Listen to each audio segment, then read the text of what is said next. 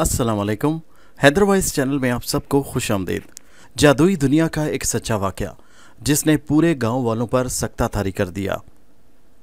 कहानी शुरू करने से पहले हमारी आपसे गुजारिश है कि हमारे चैनल हैदरवाइज को सब्सक्राइब ज़रूर कीजिए और साथ ही साथ बेल आइकॉन के बटन को दबा दीजिए ताकि हमारी अगली आने वाली वीडियो का नोटिफिकेशन आपको मिल सके। शुक्रिया।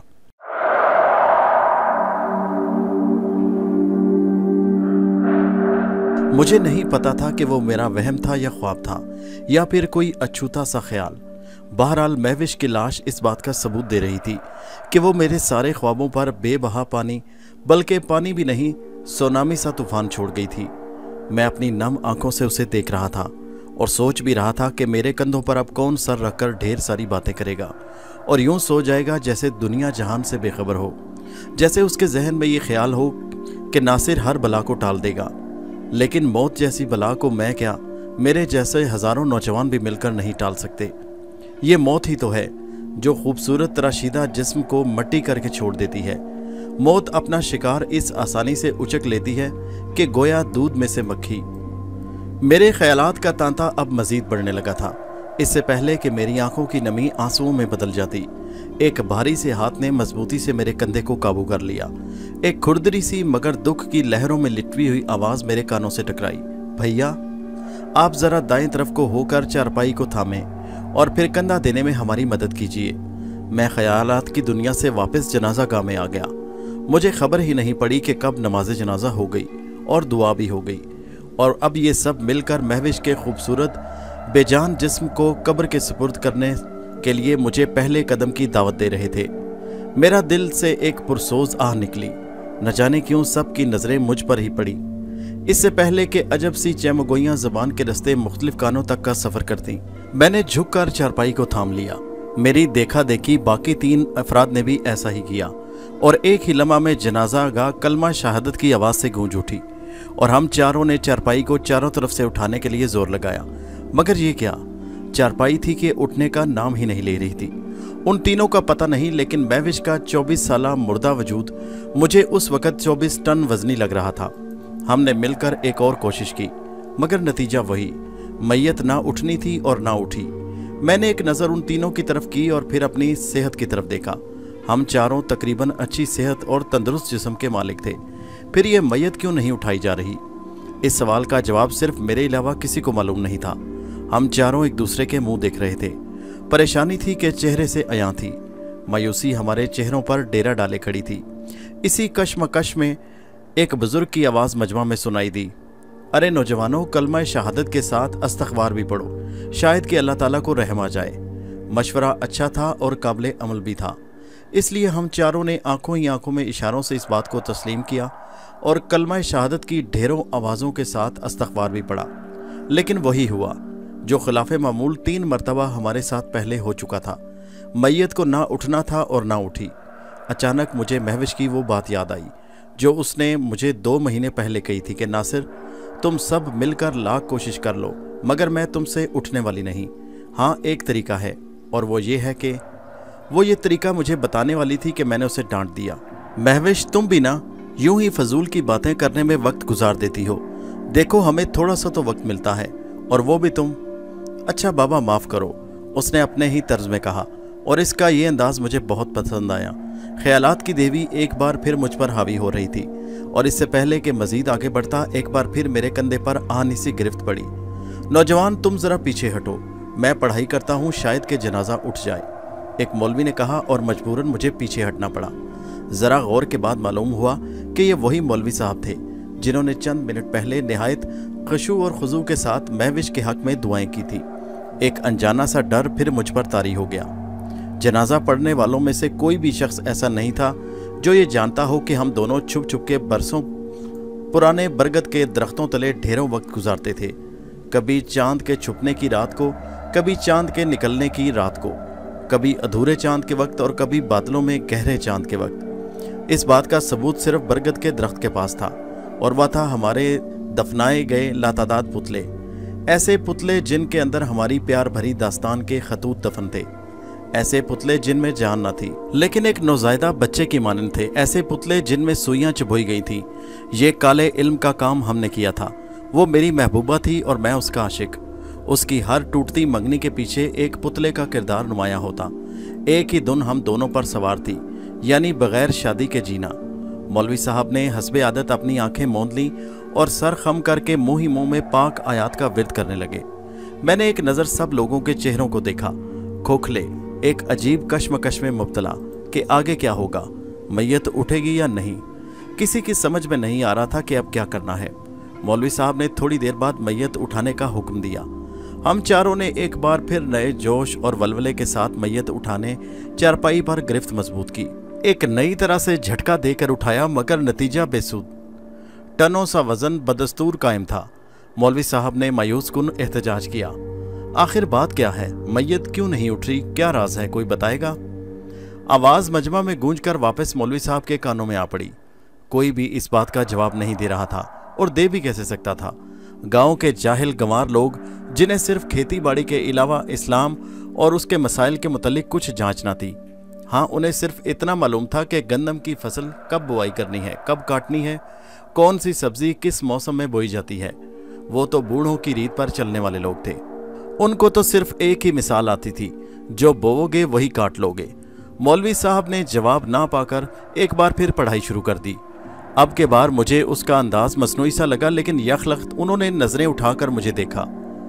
उनकी निंगारा भरी आंखें मेरी नम आंखों में चुभ सी गईं। एक अनजानी सी तपिश मुझे अपनी आंखों में महसूस हुई। मैंने महसूस किया कि मेरी आंखों में दर्द सा उठा है। फौरन आंखें खुश्क हो गईं। यक बारगी मेरी खुद बखुद आंखें छलक पड़ीं। दो नन्हे से आंसू आंखों के कोनों से नाक की ढलानों के रास्ते मेरे चेहरे को तर कर गए।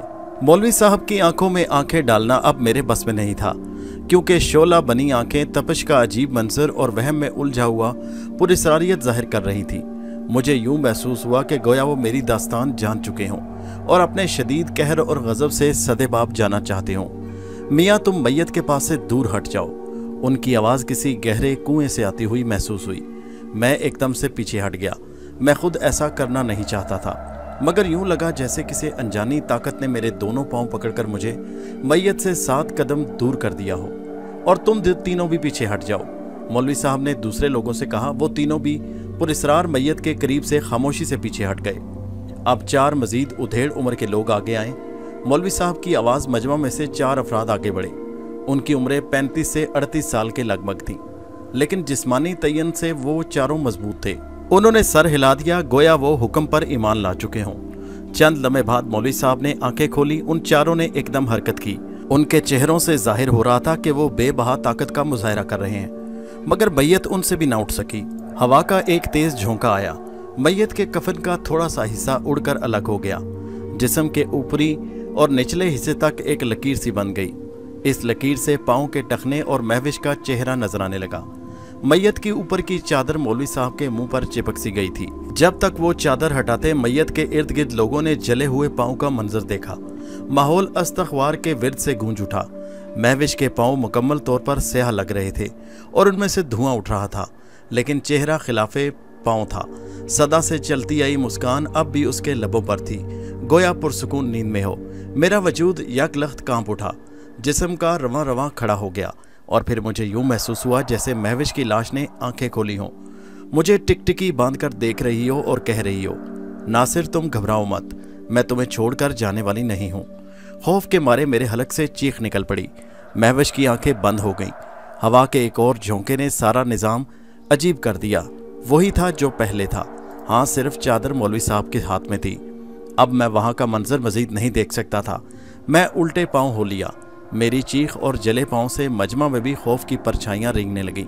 सब लोग यकटिक होकर मैयत को घूर रहे थे।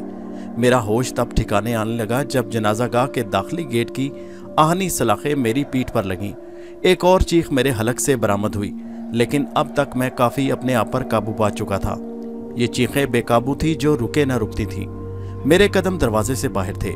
वजूद दरवाजे के बाहर था, लेकिन ख्यालात, सोच, खौफ, पुरस्रारियत सब मैयत के इर्द गिर्द मंडला रहे थे। 3 लंबे लंबे सांस लेने के बाद तबीयत कुछ बहाल हुई और मैंने अपना रुख बगैर सोचे समझे बरगद के दरख्त की तरफ मोड़ दिया। मेरी आंखों में आंसुओं की लड़ी लग गई। जज्बात को काबू में आने के बावजूद बेकाबू से होकर रह गए। हाँ, मुझे अपने पीछे में आवाज़ सुनाई दी, बावला कहीं का, जवान मौत से घबरा गया है। बरगद के दरख्त के जू मैं करीब होता गया तो सांसों की रफ्तार बढ़ने लगी। वो सारे दोबारा जिंदा हो रहे थे। वो सारी बेमकसद फजूल बातें कानों में सरगोशियां करने लगी। हंसी की चिंचलाहट बाजगश्त की मानंद मेरे पीछे थी। एक अनजानी ताकत मुझे धकेले जा रही थी और खुदा खुदा करके मैं हाँफता कांपता बरगद तले पहुंच गया। एक नज़र मैंने इर्द गिर्द दौड़ाई। ना हमवार जमीन पर रात के साए तो बाकी नहीं थे, मगर 4 पांव के बहुत सारे निशान मौजूद थे। पिछली रात भी हम दोनों यहीं मिले थे। वो रात को भी बहुत सज धज कर आई थी और मुझसे पहले पहुंची थी। मुझे सताने के लिए वो बरगद की ओट में छुप गई थी। ढेरों भाग दौड़ के बाद उसकी कलाई मेरी गिरफ्त में आई थी और फिर हम वहीं बैठकर बातें करने लगे थे। उसने दफनाए गए सारे पुतले गिनती करवाए। वो लगभग दोनों हाथों की 5 उंगलियों के सारे पोरों जितने थे। रुखसत होते वक्त उसने मुझे कहा था कि मुझे महसूस होता है कि मेरे पेट में अजीब सा दर्द है, मुझे मतली सी आ रही है और उल्टी आने को भी दिल चाहता है। तभी मेरे ढेरों मशवरों के बाद वो घर की तरफ चली गई। अगली सुबह ढेरों दुख भरी खबर मुझे मस्जिद के लाउड स्पीकर से मिली, महविश की मौत की खबर। मजीद मालूमात करने पर इल्म हुआ कि रात से उसे खून की उल्टियां आ रही थी, चेहरे का रंग पीला पड़ गया था और सुबह 4 बजे के करीब उसकी मौत वाक़या हो गई। अब वक्त करीब कोई 2:30 के करीब था। पाँव के निशानात अब भी ताज़ा थे। गाँव की इस सिमत बहुत कम लोग आते थे। बेखुदी के से आलम में मैंने दरख्त के 3-4 चक्कर लगाए और वापस उस जगह जा ठहरा जहाँ मोहब्बत के दुश्मन को नेस्तो नबूद करने के लिए पहला पुतला दफनाया था। गालिबन चांद की 14 तारीख थी और मैं घुटने टेक कर वहीं बैठ गया और किसी जानवर की तरह ज़मीन खोदने लगा। अजीब वहशत तारी हो गई मुझ पर। मेरी सोचों समेत सर के बाल तक उलझ से गए। तन पर ज़ेब शुदा लिबास के साथ साथ चेहरे पर भी गर्दो गुबार जम सा गया। काफ़ी बड़ा गड्ढा खोदने के बाद भी पहला पुतला नहीं मिला। उससे 2 फीट की दूरी पर दूसरा पुतला हमने दफनाया था। यहाँ से उठकर मैंने दूसरा गड्ढा खोदा, मगर नतीजा बेकार। कुछ हाथ न लगना था न लगा। दफनाए गए तीसरे पुतले की जानिब बढ़ा, वहाँ भी कुछ नहीं था। अजीब खौफ और जुनून तारी था मुझ पर, गोया मैं कोई सोने से भी कीमती शय का मुतलाशी था। यूं महसूस हो रहा था जैसे कपड़ों के गुड्डों की मानंद पुतले मेरे साथ आंख मिचोली खेल रहे थे, जैसे पलक छपी खेल की कड़ी शर्त लगी हो। मैं यूं महसूस कर रहा था जैसे जिंदगी तलाश कर रहा हूँ, आबे हयात की टो में हूँ। तीसरे के बाद चौथा, 5वां, छठा, फिर 7वां। गर्ज बरगद के हर सिमत खुदाई कर चुका था, लेकिन पुतले थे कि मिलने का नाम नहीं ले रहे थे। मैं अजीब हमाकत भरी हालत में पसीने से शराबूर उनकी तलाश में इधर उधर बेहाल हो गया। चारों सिमत नजरें घुमाए जा रहा था कि शायद कोई मौजज़ा हो जाए, कोई करिश्मा ही दिख जाए, वो 28 पुतले मेरी नज़र में आ जाएं। बेवकूफ़ हम यहाँ हैं, ज़मीन खोद खोद कर क्यों बेकार कर रहे हो अपने आप को। एक बचकाना सी आवाज़ मेरी समात से टकराई। मैंने आवाज़ के ताकुब में नज़रें दौड़ाईं। आवाज़ मेरे सर के ऊपर से आ रही थी। नज़रें ऊपर करके देखना चाहा। सूरज की तेज़ किरणें दरख्त की टहनियों को चीरती हुई मेरी आंखों में पड़ी। मैंने फ़ौरन आंखें मौंद लीं, फिर दाएं हाथ का साइबान बनाकर ऊपर देखा। मेरी मतलूबा चीज़ें ऊपर थीं। वो किसी रेशमी धागे से बनी हुई थी, लेकिन इस वक्त वो कपड़े की ना थी, बल्कि वो तो एक इंसानी जिस्म की शक्ल इख्तियार कर चुकी थी। खौफ के मारे मेरी आंखें फटी की फटी रह गईं। फिर अचानक पुतलों की बारिश मेरे सर पर हो गई। बिजली सा बदन एक के बाद एक मेरे माथे से टकराकर नीचे फिसल जाता। वो सब के सब चंद ही लम्हों में मेरे पाँव के इर्द गिर्द पड़े थे। मैंने नज़रें झुकाकर उन्हें देखने की कोशिश की। अब वो 4-4 इंच के इंसानी बोने नमा पुतले थे। वो सब यूं महसूस हो रहे थे जैसे नौज़ायदा जन्म लेकर आए हों।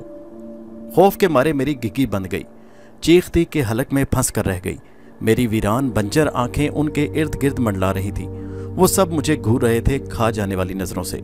उनकी तादाद 28 थी और हम दोनों ने मिलकर 28 ही पुतले दफन किए थे, मगर वो तो सब के सब कपड़े के बने थे, लेकिन ये तो सब गोश्त के बने थे।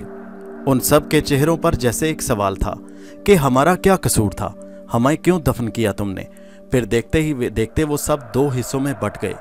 एक तरफ वाले सब सही जिस्म वाले थे, जबकि दूसरी तरफ वाले के जिस्मों से खून बह रहा था। हम वो हैं जो सही सालम दफनाए गए थे, उन्होंने एक जुबान होकर कहा, और हम वो हैं जिनके जिस्मों में तुमने बेदर्दी से सुइयां चुभो चुभो कर दफन किया था। ये वो थे जिनके जिस्मों से खून रिस रहा था। अब उनकी मजीद बातें मैं बर्दाश्त नहीं कर सकता था। मैंने इधर उधर नजरें दौड़ाई ताकि शायद कोई शापर मिल जाए, ताकि उन सबको इकट्ठा कर सकूं, मगर बेफायदा होकर नजरें उन पर आ टिकी।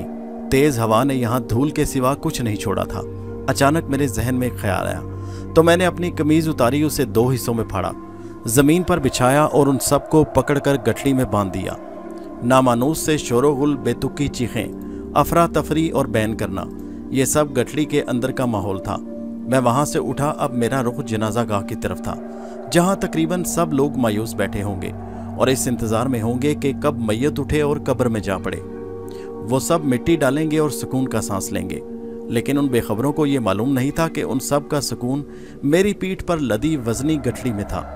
हस्बे तवक्को जनाजा गाह में सब जू के तू परेशान, खौफजदा से बैठे थे। मुझे खस्ता हालत में आता देखकर उनकी परेशानी शकूको शुभात में ढल गई। मौलवी साहब खामोश बैठे थे, उन सब लोगों से ज्यादा परेशान थे। मौलवी साहब, मैयत के ऊपर वाली चादर उतार दें, मैंने मैयत के करीब गठड़ी रखते हुए कहा। वो नासमझ से अंदाज में मुझे देखने लगे। जैसा कहा है वैसा करें, मैंने कहा। वो हरकत में आए। चादर चंद लम्हे बाद उनके हाथ में थी। आप इस चादर के 4 टुकड़े करें, जल्दी कीजिए। मेरे कहने पर मौलवी साहब ने वाकई ऐसा किया। कपड़ा फटने की आवाज़ के अलावा और कोई आवाज़ का नामो निशान नहीं था। इसे ज़मीन पर अलग अलग 4 जगह बिछा दें। मौलवी साहब ने ऐसा ही किया। मैंने जल्दी से गठड़ी खोली, एक इंसान नमा पुतले को इसमें से निकाला। खौफ की लहर मजमा में रेंग गई, कहीं दबी दबी सी चीखें बुलंद हुईं। मौलवी साहब डर कर 2 फुट पीछे हट गए। मैंने गिनती करके 7-7 पुतलों को 4-4 हिस्सों में बांटकर अलहदा अलहदा गठड़ी में बांधा और फौरन चारपाई के चारों पांव से बांध दी। अब मैयत को उठाओ। मेरी आवाज़ें सुनकर 4 अफराद हरकत में आए, जिन्हें हमारे बाद मौका मिला था। हैरत ज़दा नज़रों से सब ने मैयत को इन चारों के कंधों पर देखा। पुतलों की 4 गठड़ियाँ बंध गई थी और वो गठड़ियों में बंधी होने के बायस गिरने नहीं पाईं, लेकिन अनजानी नादीदा कुव्वत की चीखों पुकार सब के दिलों में खौफ पैदा कर रही थी।